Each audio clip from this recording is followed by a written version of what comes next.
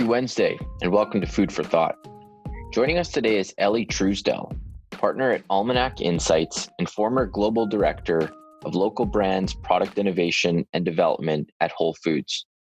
Because of Elly's unique product and supplier development role with the most progressive natural foods grocer in North America, she has cultivated a skill set and perspective into the consumer packaged goods industry like few others.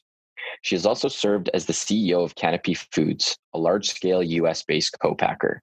I can't think of a better person to dive into the world of CPG with.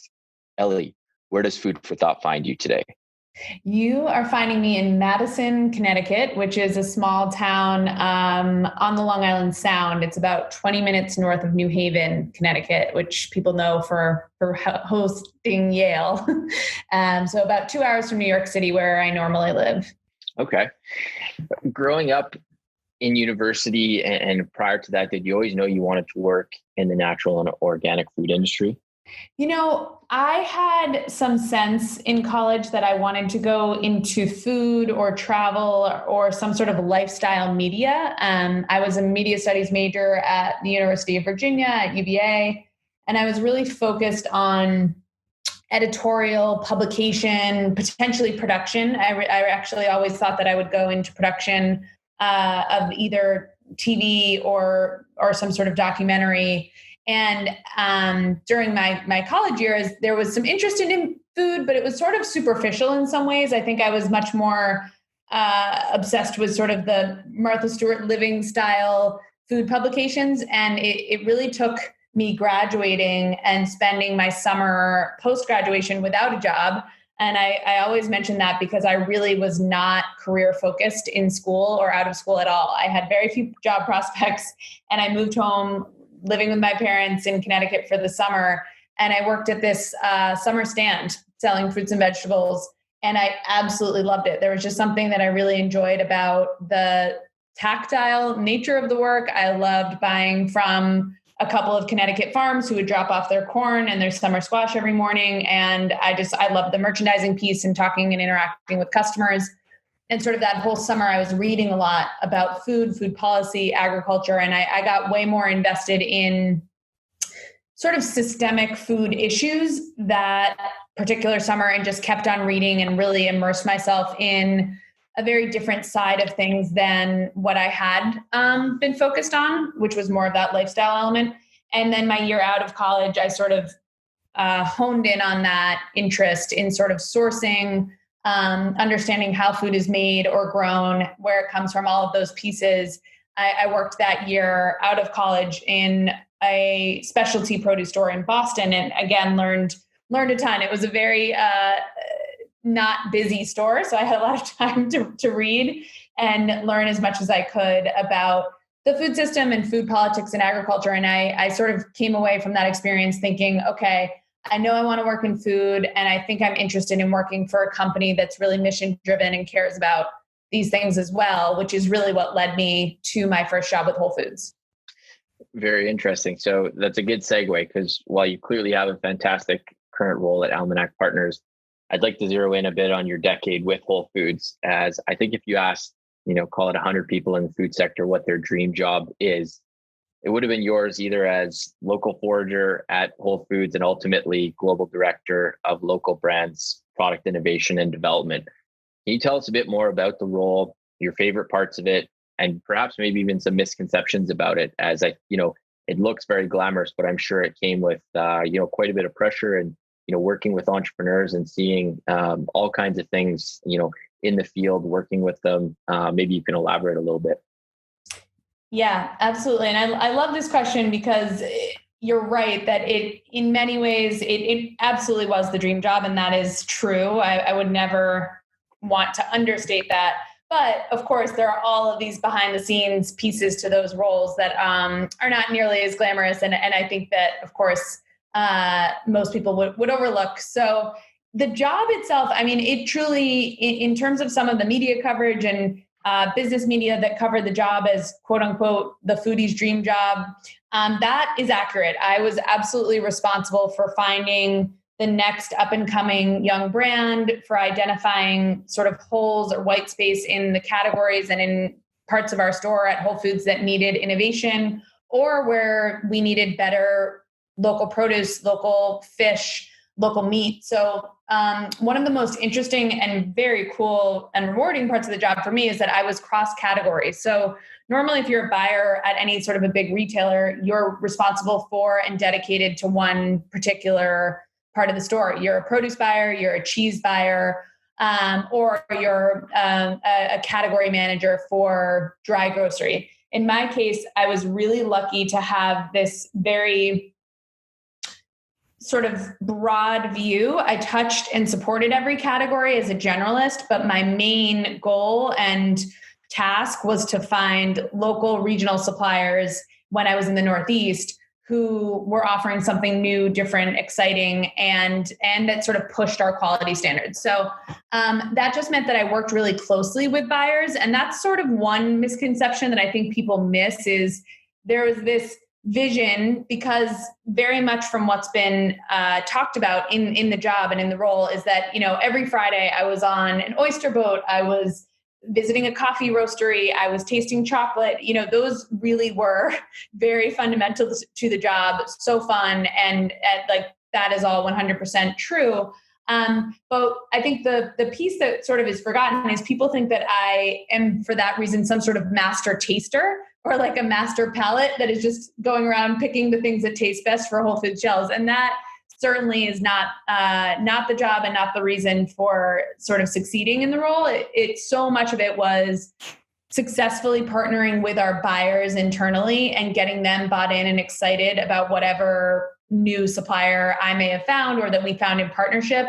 And it was also working really, really closely with the entrepreneurs and with the brands or farmers directly to prepare them for the big time, meaning like preparing them for working with a national retailer, which was a huge step for most of them. So with that, it just meant that I really needed to, I was only going to be as successful as my fellow buyer was excited about the product. So if I was just going around tasting everything and saying, oh my gosh, this is the best ice cream I've ever had, we have to bring it in, the buyer who's responsible for all of the revenues and margins and sales generation from that category is not going to be excited. They want to know a lot more. So I sort of was teeing up these businesses and companies to my colleagues, my partners within the organization to say, you've got to get excited about this non-dairy ice cream. It's, the best tasting in the category. It has these attributes. The team, brings this, and this with it. So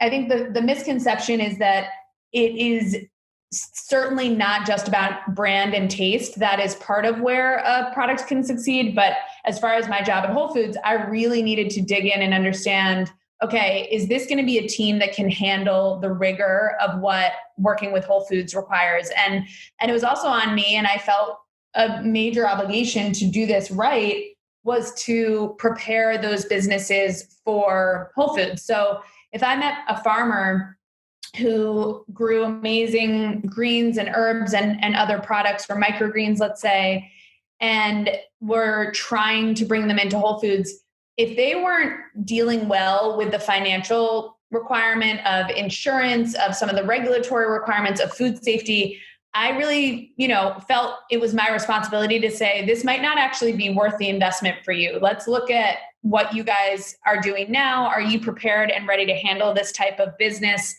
Because I think that's another big misconception, just generally in the public, that if you get into Whole Foods, you've struck gold and now your business is set for life. And in fact, it can be detrimental to some small businesses if they're not prepared in terms of the investment and what it means in terms of growth. So I think a lot of those pieces were happening around the edges and really helped me grow my program and succeed and move into that global position that, of course, are sometimes overlooked or not necessarily covered. Yeah, that's a really interesting insight. I think oftentimes, people glamorize things and every role has its hardships, and, learning to have those tough conversations with small or mid-scale entrepreneurs and seeing the potential that they might see in the crops that they grow. And, I'm sure there was, some difficulties there because these are all really good people, but having to have those tougher business conversations, that's really interesting.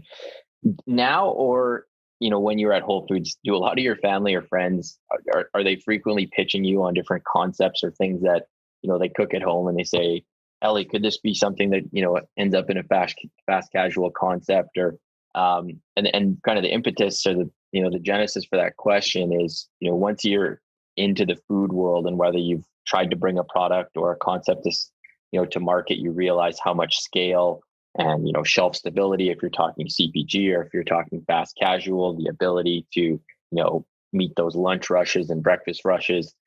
What do you say to people? Because I'm sure, you probably get pitched more than anybody on, hey, what do you think about this? Do you have sort of a stock answer or do you, try to give it each opportunity the light of day? Oh man. Well, the answer is it happens all the time.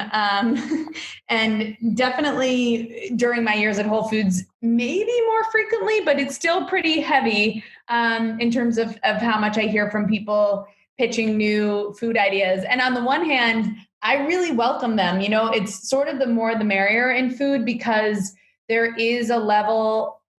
I think what I sort of love about the food industry is that there's a lower barrier to entry on the actual production side of things. Anyone can make something delicious in their kitchen.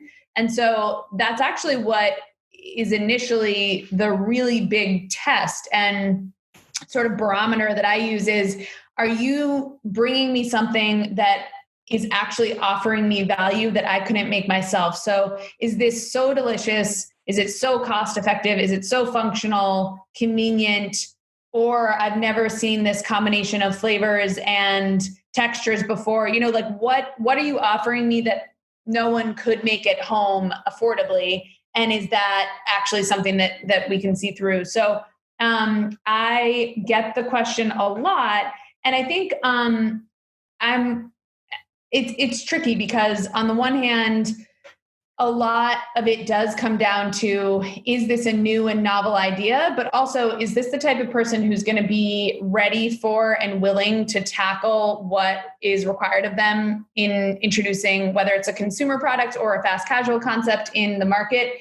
It's an incredible workload. I think that was the other thing that I sort of often tried to communicate to entrepreneurs and definitely now even more so than my time at Whole Foods, because food has become this super hot category that everyone is obsessed with and is reading about all of these, what they consider to be overnight success stories, and haven't understood or recognized how much goes into that. So, even if it's not just a friend or family, even if it's someone who, a really well-revered chef or some sort of, I hear a lot from various Instagram influencers or various talent in terms of like some level of celebrity who want to launch their own food product. And there's even for them, huge platform, huge audience, huge built-in customer base. It's a really big lift to make something work at scale, sort of to your question. And so there needs to be something in the idea and something in what it is they want to make that performs well at scale, that has the opportunity to retain integrity as you grow and to maintain those pieces. Otherwise, it's going to be a really, really tough lift. And it's a conversation I have a lot. How does Whole Foods view its different regions or business operating units, and do SKU offerings vary significantly by region? As in one of your examples would be, let's say, a local honey producer in Maine in the Northeast versus one in California. Would they be different, or would you find one in Maine and say, this has national potential, let's roll this out nationally? How does that kind of work on a high level? The interesting thing about that question is that for many, many years, and during all of my time at Whole Foods, there was a global buying program, a regional buying program, and then even beneath that, a store level or local buying program. And I worked really closely on the regional local programs so that the Northeast region, for the years that I was there, had a very specific product assortment that reflected the communities, cities, states that we had stores. And there is certainly still some of that. A lot remains intact for Whole Foods in terms of that program. But about 3-4 years ago, a tide did start to shift where Whole Foods put some emphasis on global category management, just meaning global buyers having more control over the total assortment of the stores. And there was a lot of reason for that. I mean, when you think about sort of the renaissance of the natural organic foods movement, which, really was in these years of the 2000s, and as there's been so much interest and money pouring into better for you foods, a lot of the brands that got their start at Whole Foods and were able to start in a single store and then a single region and then grow nationally with Whole Foods and then grow nationally and globally with conventional stores, that was an incredible infrastructure and a really unique program that Whole Foods built, maintained, developed. And I'm really proud to have been a part of that for so long. And it was very effective for many years. The issue became all of those types of suppliers, Siggy's yogurt, Honest Tea, Stacy's pita chips, Purely Elizabeth granolas, et cetera, they were able to really thrive and grow themselves incrementally through those programs. But as the years went on and some of the conventional grocers, Kroger, Walmart, Costco, et cetera, around the country recognize that they too should be buying from these great natural organic producers. Those same brands, let's use Siggy's as an example. Siggy was dealing still with 12 separate buyers at Whole Foods, 12 different potential distribution points, pricing, promotional strategies. It was just really, really inefficient for him as a national supplier to still be working with 12 different people across the country. Whereas when he was selling to a Kroger or a Walmart, he was working with one buyer who just set his plan for the year.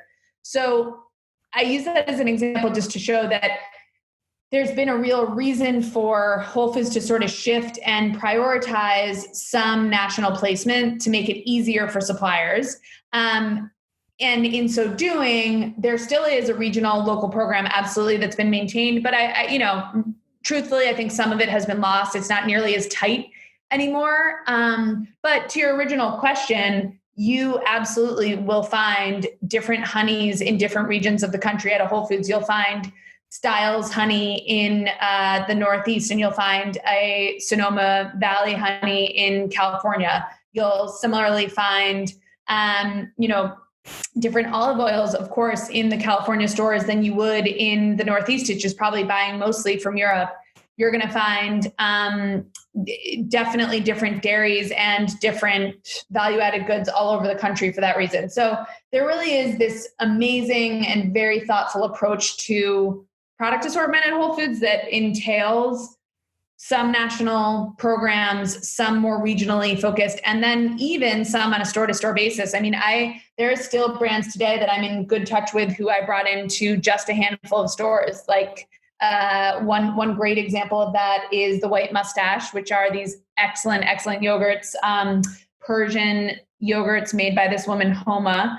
And she was brought into 5 New York City stores, probably 7-8 years ago when we started working together. And she is still in 5 stores only. So she just never wanted to grow. She has sort of a cult following in those stores, and she never will grow it. So it's pretty cool that there's a variety of ways you can work with such a large retailer and have, such unique assortments across the country. Was Amazon, did they play much of a role in terms of, going from more local to regional to national to international? What effect did the Amazon purchase of Whole Foods have, for good or for bad? Yeah, people ask that question often. And I think the thing to remember is that the shift from completely regionally led buying programs at Whole Foods to a more global strategy and global authority was happening before the Amazon acquisition took place. So in keeping that in mind, it was the same forces. So, Whole Foods wasn't completely performing the way that Wall Street felt it should in the face of competition. Store comps, competitive year over year, same store sales were not hitting what analysts felt like they should. So in terms of trying to compete and in looking at the whole organization, this is about 4 years ago, in 2016, Whole Foods started to recognize and was listening to their suppliers and heard the feedback, okay, we've become really inefficient. We've grown all of these amazing regional brands to become national ones, and all of those national brands are working with national players. And we, Whole Foods, who provided this platform for them to grow, are being a bit penalized or are seen as highly inefficient. So that transition to global buying was absolutely in the works before Amazon came in, but it was partially because of the just not performing in the way that Whole Foods should, that all of that started to be looked at. And then, of course, that's when the Amazon acquisition came in and was announced. So I would say, though, from my year there, less than a year from Amazon coming in and the acquisition being announced, plus my relationships that I keep with people who are still within the company, there's not been a tremendous amount of control or influence exercised over Whole Foods, particularly on product. I think Amazon does well to know that's not where they, it's not their expertise. It's not where they're looking to leverage or play a strong hand. They would much rather be focused on what they do really well and figure out Amazon Prime and Amazon Fresh in partnership with Whole Foods in a really strong and strategic way. And so I think that the shifting of assortment was led by a very different team. And I will say that was led by a group of people coming in from other retailers. So part of the major shift for a lot of Whole Foods team members, employees who had been there for years, there was a major shift in 2016, 2017 and as this global assortment, global category management strategy came in, because it was being led by teams who were brand new to the organization, coming in from big box retailers, coming in from conventional grocers, and who had much less of an understanding of food production, quality standards, attributes, and they were solely focused on data, assortment, efficiency. And I think that is incredibly valuable and was needed, but the bridging of those cultures, it was tricky, and still I think remains to be seen how well those cultures have come together between old school Whole Foods buyers who know a ton about food, understand quality standards, and care a lot about agriculture and what's behind these food products, versus the big box retail approach that is reliant purely on efficiencies and margins. So I think if those two can come together in a way that's sort of preserving the best of both, then that would be, sort of the best modern food retailer we'll ever see. But unfortunately, I'm not sure it really has gotten there yet. Right. It's interesting. You mentioned, you oversaw a huge portfolio at Whole Foods, yet you're still very much in touch with a lot of these smaller companies that you helped launch. When you were at Whole Foods, you oversaw the local producer loan program. Is this common practice within the CPG grocery space, or was this unique to Whole Foods? Because, it's really impressive to hear you talk about the buyers and how they know about quality standards and food production. I certainly don't hear that a lot when talking to traditional grocers. And so, finding, let's say, a mustard company in a small part of the country and growing that to a national brand, I think that's pretty unique to Whole Foods, is it not? Yeah, I think you're right. I do think the loan program was pretty unique. And as far as I am aware, I've never seen a national grocer or retailer have a loan program similar. What you do start to see, and certainly there are plenty of, are larger retailers having equity or business development teams who identify brands doing well in their stores that they can invest in and take, see some part of the upside and then be incentivized to help grow that brand or business. And so that is, another good example of where Whole Foods was in most of its years highly, highly mission driven, and maybe even to a fault, to the point where the local producer loan program, incredible, the loan program was incredibly well-intentioned and did really good work for a lot of businesses that needed it. But there, I think, is really a case to be made that some of those, if not many of those loans did go into default or were not repaid. And had that been an equity position or Whole Foods taking warrants instead of just a loan, it could have, number one, probably would have gone through a lot more rigor if Whole Foods was going to go to the trouble of actually investing. And it may have equated to there being even more investment on the Whole Foods side to make sure that that brand succeeds. So there were so many wins, and the local producer loan program in many, many ways was excellent, great mission, had a lot going for it, but in others, it could have been more strategic. And in some of the other retailers I know about, hear about, that invest more strictly, that I think has been a bit of a lower risk way to put money into these emerging companies and seeing some reward. So I think maybe for that reason is why it hasn't been as apparent for other large grocers. Yeah, that makes sense. I want to switch gears now to your time with Canopy Foods, sort of between Whole Foods, and I think you were partly there actually while you were now at Almanac. But in an interview that you had, you said traditionally manufacturers in food and beverage have competed based on volumes, scales, and efficiencies, which leaves you often with some potential issues as you scale up the product. Canopy Foods, you talked about it being a food studio, but offered a lot of different ancillary services that maybe traditional co-packers didn't. I'm just curious, from a 35,000 foot view, I know you're not with Canopy Foods anymore, but how did it truly differentiate itself, and how can co-packers in a post-COVID-19 world go about doing so? Because typically, they really grind the entrepreneur's gears in terms of really high volume commitments and stretching them thin on accounts payable. I'm curious, just a bit of insight from your time with Canopy Foods. Yeah, absolutely.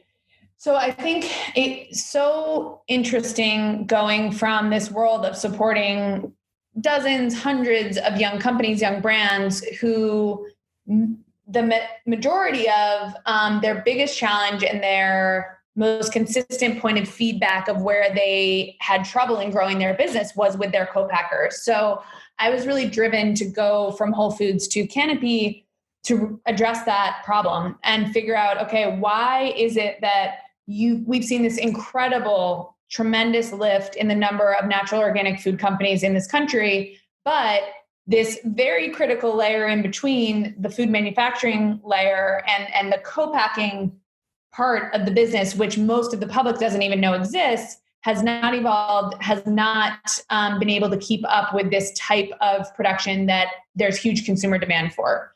So I was really driven by this thesis that the country needs better manufacturers if we're going to continue to ask for better food at scale.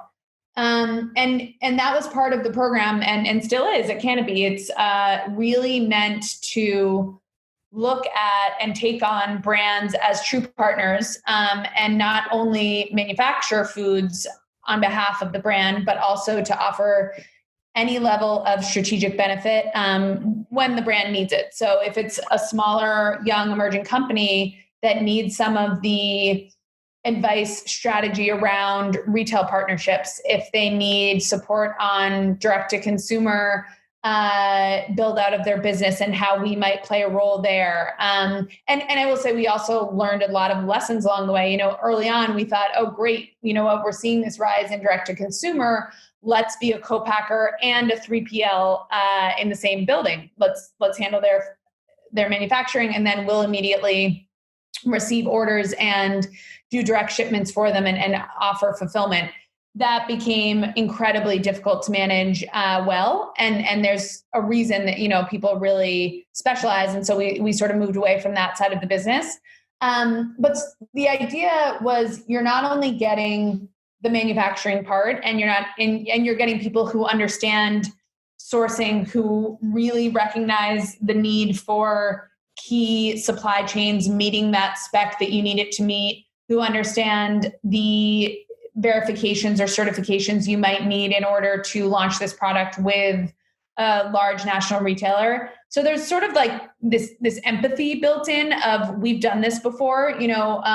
One of the co-founders of Canopy and old partner of mine is also a co-founder of a cold brew coffee company. And so he'd really lived that experience for almost 10 years of building a beverage business from the ground up and had seen it all. So I think we were offering brands a lot around the edges outside of just the straight manufacturing piece that was meant to be supportive and beneficial.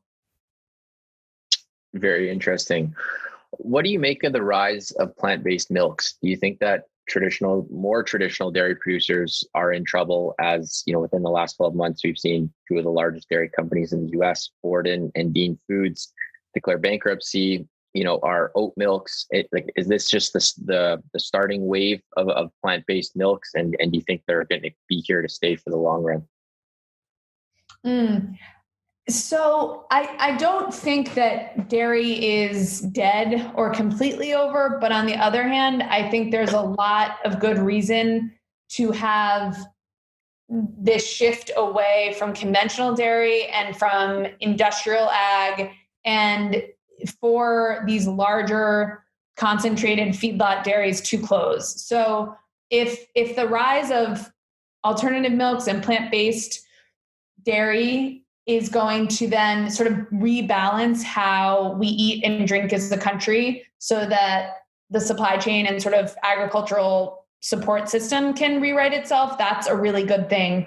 And I'm always sort of struck by the numbers. When you look at how people are eating right now, 90% of plant-based consumers also consume meat and dairy. And actually to that exact question on plant-based milks, 50% of Americans who purchase dairy milk also purchase plant-based alternatives. So one thing that I've seen that I love is there being this massive growth in plant-based food, drink, goods.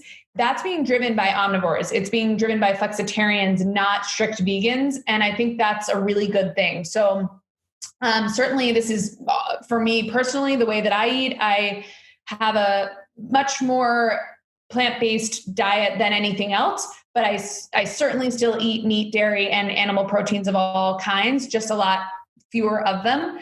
And so I found it really encouraging, this shift to plant-based milks, plant-based ice creams and dairy-free alternatives across the board, as well as, meat alternatives, because I think we're sort of gonna, I hope, net out somewhere in between where people are now eating real beef once every 2 weeks, or they're drinking cow's dairy every other day in their household rather than 3 times a day as a family. And so if that can help support some, rebuilding and restoration to the ecological health of the country, then that's a real benefit and win. There's, of course, some unfortunate there's some unfortunate residual effects of all of this, which is for dairy farms and dairy farmers. And the hope is that type of land can quickly be converted or put to work in a way that's better for all of us. And I think that's one thing that has been encouraging, is where there's been any growth for dairy in the country has been for pastured organic dairy. So if we can start converting farms in that direction, and if we as a set of consumers can be driving that demand and saying, it's either certified organic pastured dairy for us or a plant-based alternative. I'm just not interested in the conventional dairy that worries me in terms of cow health and environmental effect. Then we're moving in the right direction. Definitely. So I want to switch gears and kind of build on that of where does the onus lie for educating consumers on food? And a bit of background on this question. So I had Robin O'Brien on the podcast a couple of weeks ago and asked her this question. And, a lot of the large CPG companies are publicly traded blue chip stocks, and, they have quarterly earnings expectations and revenue expectations that they have to hit. And so they're going to go. And with COVID, we've seen, a lot of consumers resort back to comfort foods, processed foods, highly processed. Um, and it's not necessarily their job to educate people on what they're eating. Their job is to sell food, and they have shareholders, no different than companies in other industries. But even just this week, we've now seen Kraft is now rebranded.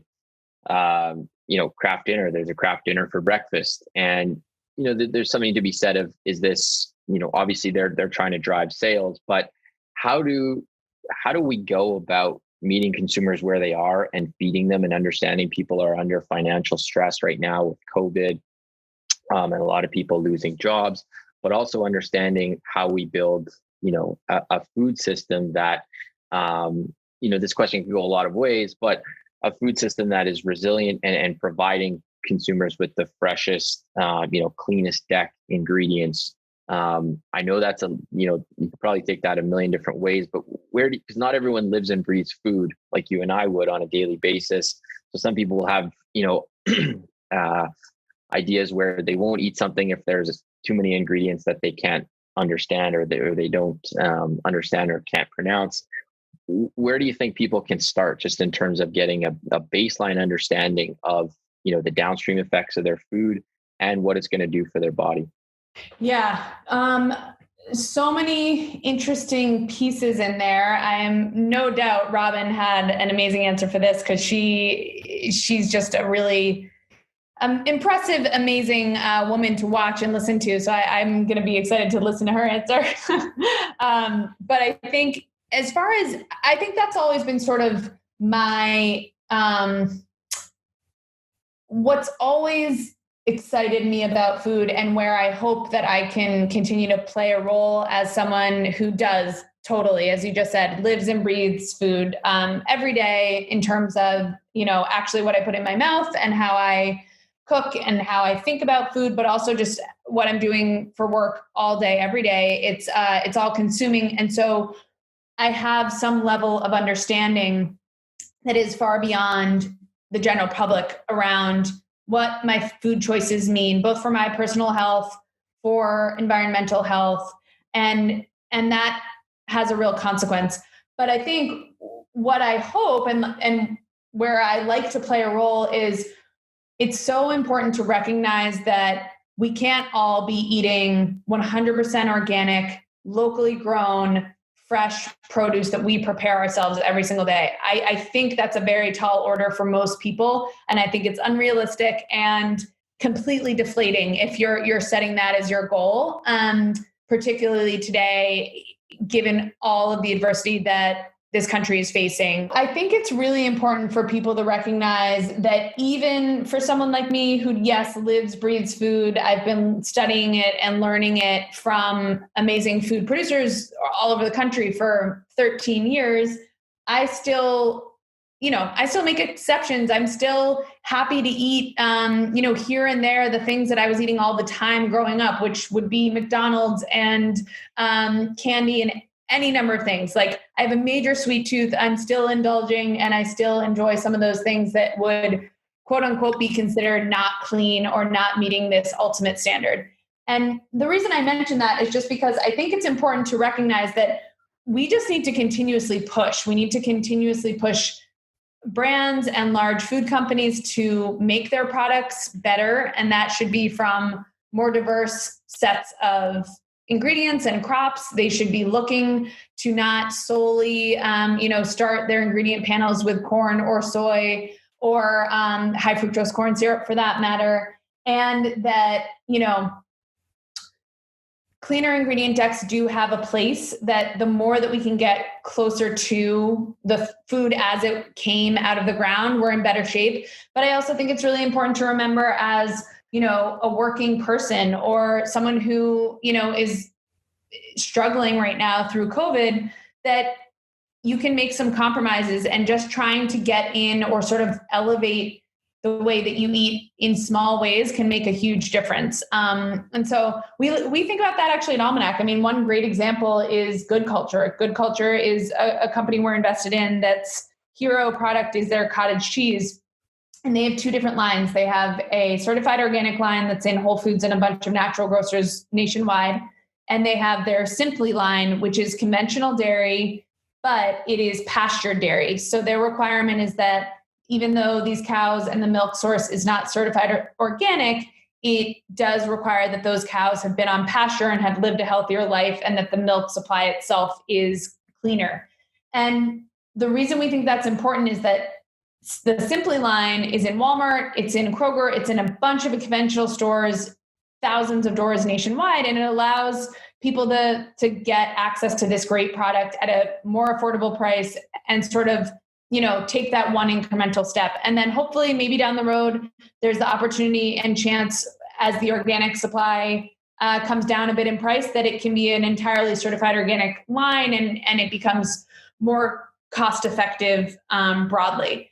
But I think that those are the types of businesses that get us excited and get me excited from working with so many smaller ones along the way. Is it's all a balance. We're all juggling a lot. And if you can make small incremental changes in terms of your food choices in life and recognize that then those choices are making and having some effect on our soils, on agriculture, and on the people who grow and raise these plants for us, that's a really good thing. So I think it's just important to not get too obsessed with the perfect clean ingredient deck that meets all of the standards, and just like sort of give yourself a break. Yeah, that's great advice. I want to be respectful of your time, Elly. So I have 3 or 4 more questions. So I want to talk about North America's food culture. So in 2016, you did a really fascinating New York Times panel interview where fellow panelist and renowned chef David Barber spoke about how other cultures have created a food culture out of necessity. So, for example, he talked about Japan being a rice culture, but it requires buckwheat as a rotation crop. And so as a result, they started manufacturing soba noodles and incorporating them into the country's diet. And it's now very much part of what it means to be Japanese. Or in South America, typically you don't have corn without beans. However, in North America, we've largely had monoculture type ag because we've been fairly wealthy. We've had soil fertility and just overabundance in a lot of different ways. So all that said, I'm curious, what do you think North America's food culture is? And are we at times guilty of cherry picking global concepts and then, creating fusions to adapt them to the North American palate? Or do you think that we built our own culture, but we don't always see it on the inside? And, people living in Europe, they understand what our culture is almost better than what we do internally. So I think that America really does have a food culture. And of course, regionally, those food cultures change and shift quite a bit. But as far as a full American cuisine or American approach to food, I think more than necessity, there's been this approach and focus on utility. And there's been a lot driving our food choices and consumption and pattern that's been set by financial institutions or been set by big food companies and sort of the players that control them. And so I just mean that in,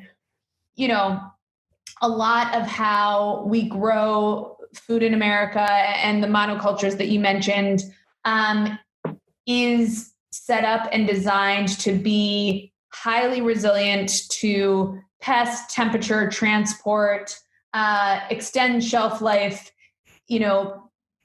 put a ton of preservatives and whatever we can do to make these goods sturdy and able to travel and last forever.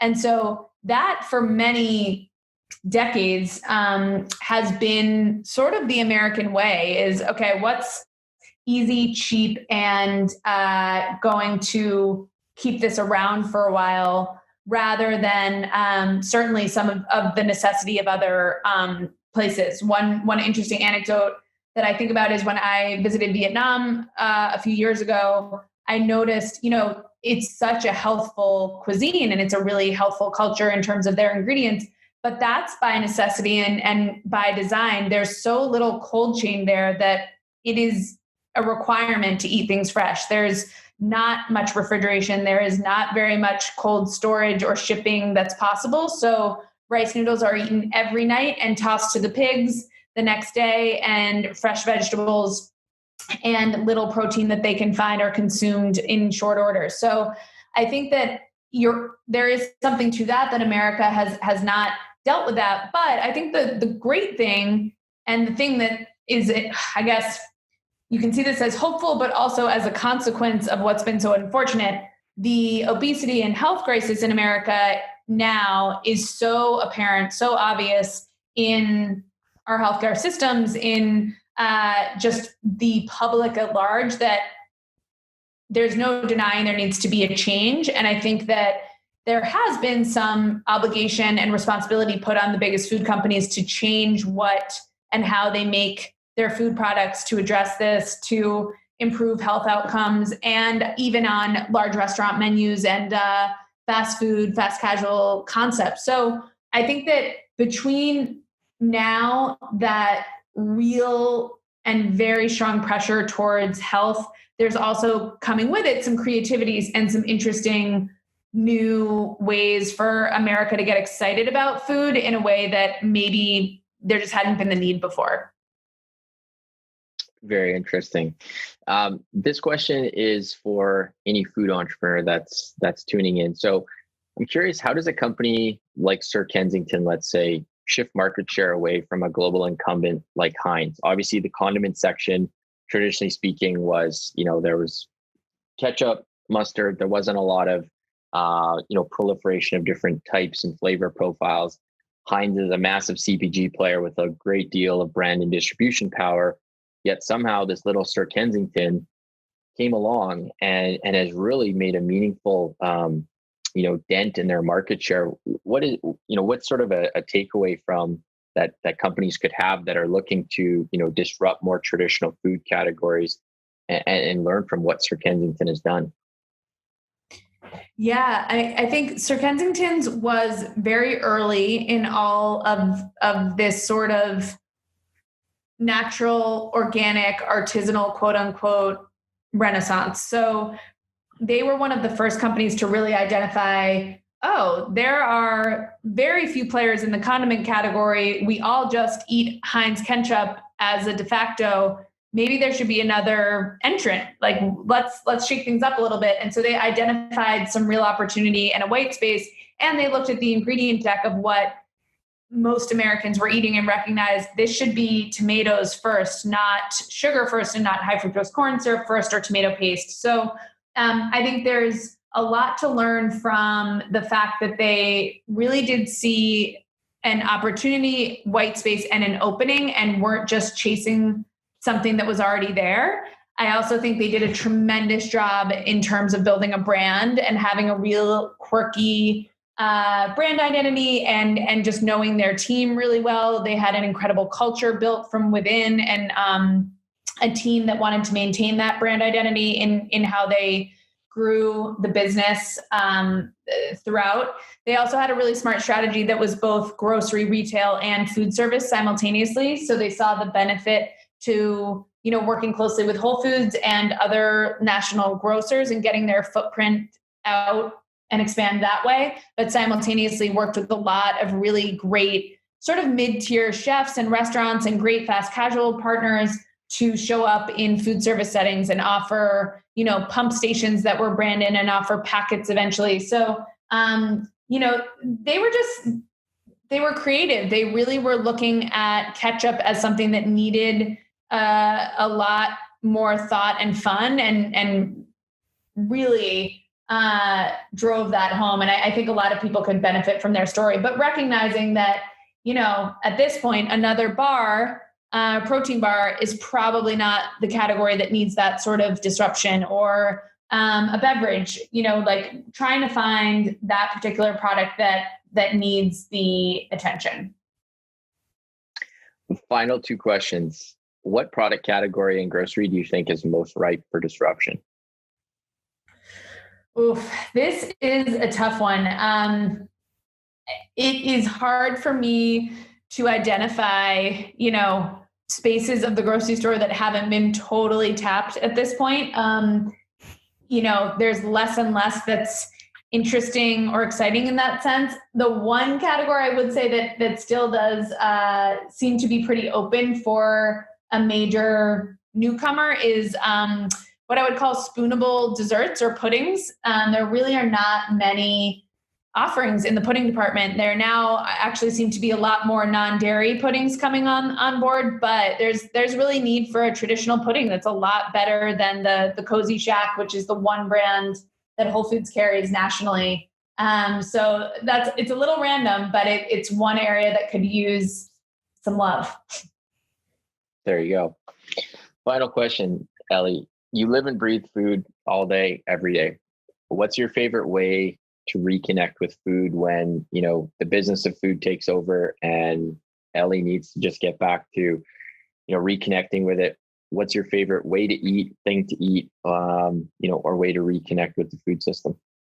I love this question. And it's, I think, especially well asked right now, being, during this pandemic and sort of having a whole new set of requirements in working from home and probably for myself, just not taking enough time for myself. But where I do find that respite and relaxation is very much either in tending my garden. We're growing a ton of squash and eggplant and peas and kale, and that's been really, really fun. I've actually never grown a garden. It's the first year doing it, and I've just loved it. It's a really fun ritual in the morning to go out there and weed and see how much each plant has sort of progressed. I'm a little bit obsessed. And on the other hand, I really enjoy cooking. So particularly on the weekend when there is a bit more time and have had a chance to either go to the farm stand that's nearby or to get excited about a recipe that is just really grounding and sort of connects me much more closely to all of this stuff that, I'm sort of thinking about or working about on all the time. Well said. Well said. Well, thank you very much for coming on Food for Thought, Elly. I really appreciate it. Yeah. Thanks so much, Mike.